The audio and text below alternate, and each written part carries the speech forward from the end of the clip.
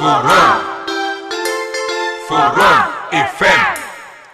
Radio Forum FM 105.8. Soyez les bienvenus à la radio Forum FM. Nous vous remercions, nos auditrices et auditeurs. Radio des droits de l'homme au service des auditeurs. Radio Forum FM, accueil des hospitaliers. C'est votre chance et vous aime bien. Droits de l'homme, c'est votre radio. Soyez à l'écoute aux émissions de droits de l'homme. Soyez les bienvenus aux émissions Forum Télé. Nous vous remercions, nos chers téléspectateurs. Télé de droits de l'homme au service de la nation. 830... Bonsoir, François de Salbado. Comment vas-tu là? Où est-ce que tu te trouves en ce moment? Bonsoir Maurice. Oui. Je suis actuellement à Bangui, en République centrafricaine. Oui. Voilà.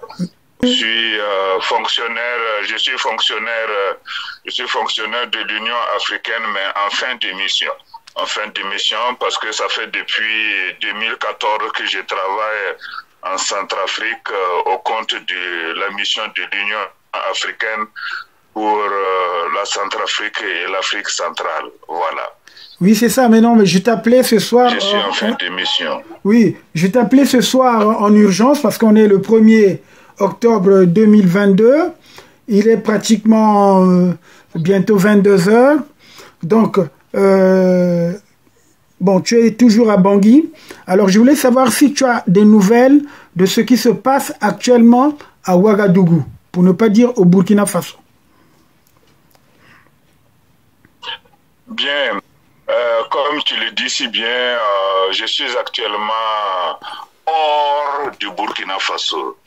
Et donc, j'apprends les nouvelles, j'ai les mêmes informations que tout le monde, mais en ce qui me concerne particulièrement, il semble qu'actuellement, c'est la confusion totale au Burkina Faso. Hier, le 30, nous avons vu des militaires qui ont en quelque sorte fait une déclaration à la télévision, comme quoi le président Damiba, en tout cas, n'est plus président et que c'est un certain Traoré Ibrahim qui est le nouveau président, avec un certain nombre de mesures. Mais alors, paradoxalement, ce matin 1er octobre, il se trouve que il y a toujours des tirs à Ouagadougou que nous avons entendus. Alors ça veut dire que la situation est totalement confuse. Concrètement, qui maîtrise la situation? Monsieur Damiba, le président Damiba, est-il toujours au pouvoir ou bien fait-il de la résistance? Alors là, la ligne est coupée. C'est rien du tout. Alors, c'est pour cette raison, voilà. Non, je crois qu'il y a une partie qui était hachée. Je voulais savoir, oui, tu t'es posé la question, s'il est toujours le président Damiba, s'il est toujours en fonction ou pas. Bon, ça, tu le sais pas. À l'heure actuelle, nous n'avons pas. Voilà, à l'heure actuelle, nous ne savons pas si le président Damiba a été arrêté par les putschistes ou bien il est libre. Parce que lorsque on dit qu'aujourd'hui, 1er octobre, il y a toujours des tirs à Ouagadougou, c'est comme s'il y a une résistance du camp Damiba. Alors, si bien que nous sommes dans une confusion totale et je ne pourrais pas, en quelque sorte, aller plus loin que ça. Donc, pour te dire la vérité, je ne suis pas véritablement au courant de ce qui se passe actuellement au Burkina Faso parce que c'est la confusion totale. Voilà. Oui, mais je voulais savoir, bon, est-ce que tu as une idée de celui qui a fait le coup d'État, pour ne pas dire le énième coup d'État au Burkina Faso, le dernier donc? Parce qu'on nous parle d'un jeune homme, de quelqu'un... Aucunement. On nous a parlé d'un un jeune homme de 34 ans qui serait capitaine, mais véritablement, nous n'avons aucune information sur lui. Voilà. Bon, je voulais... Aucune information. Bon, donc, c'est sûr que tu pourras également donner des informations à nos auditrices et auditeurs, par exemple, dans les heures qui viennent ou demain, on pourra faire une émission. Comme ça, tu auras la possibilité de recueillir certaines informations, suffisamment d'informations à donner à nos auditrices et auditeurs de la radio Forum, dont d'ailleurs toi-même tu es membre du conseil d'administration en tant que fondateur du réseau Radio Forum des droits de l'homme. Je le rappelle bien que François de Sales Bado était président de la commission des droits de l'homme au Burkina Faso pendant 8 ans, je pense, non? Allô? Ok. Oui, voilà. tu étais... Oui. J'ai été président de la Commission nationale des droits de l'homme du Burkina Faso de 2001 à 2012 pratiquement. Voilà, donc 11 ans. Donc moi j'ai voulu réduire un peu ton mandat. Voilà. Bon, maintenant tu t'es retrouvé comme expert. Comment tu t'es retrouvé comme fonctionnaire? Voilà. Donc est-ce que tu peux nous parler un peu de ça brièvement pour un peu éclairer ou informer nos auditrices et auditeurs? Parce que tu as... j'ai été simplement...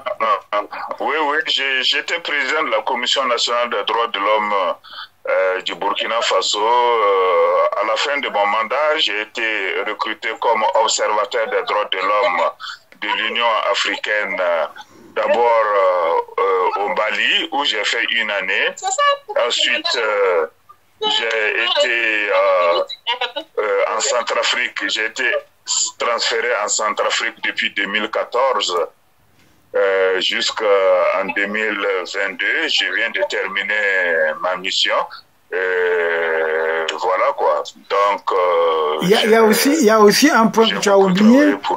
Il y a un point que tu as oublié parce que tu as été avec le général Mokoko au Mali et ensuite en Centrafrique. Si tu peux nous parler de ce grand général congolais qui est aujourd'hui détenu arbitrairement. Voilà. Ouais. Sur le plan professionnel,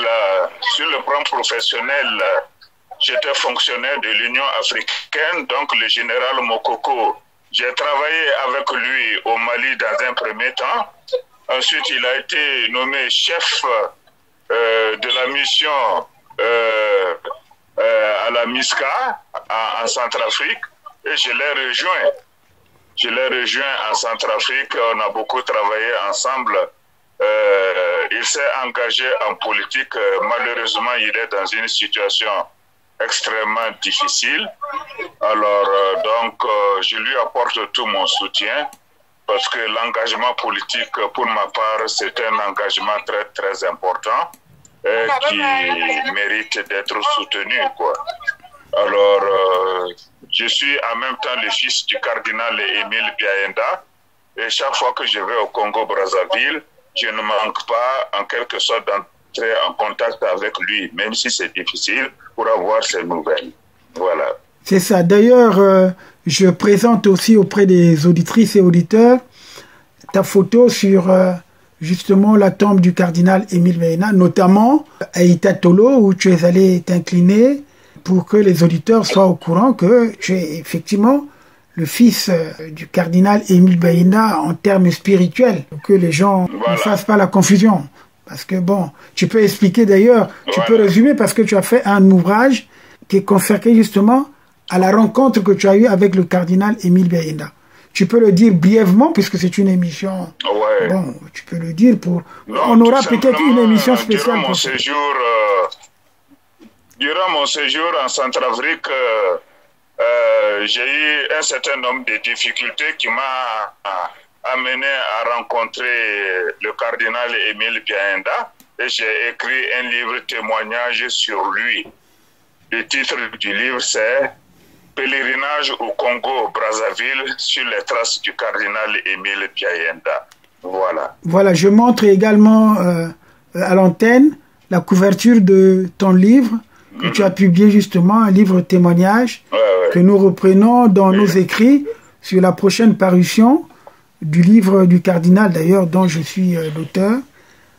Dans quelques dans quelques mois, en fait, c'est parce que il y a eu quelques retards. Bon, ça, on vous tiendra au courant. En tout cas, merci, mon cher François de Sales Bado. J'aimerais mieux que tu sois à notre disposition pour nous donner les informations récentes sur l'évolution de la situation dans ton pays d'origine, qui est le Burkina Faso. En tout cas, merci beaucoup. À bientôt. Donc, bonne fin de soirée en Centrafrique.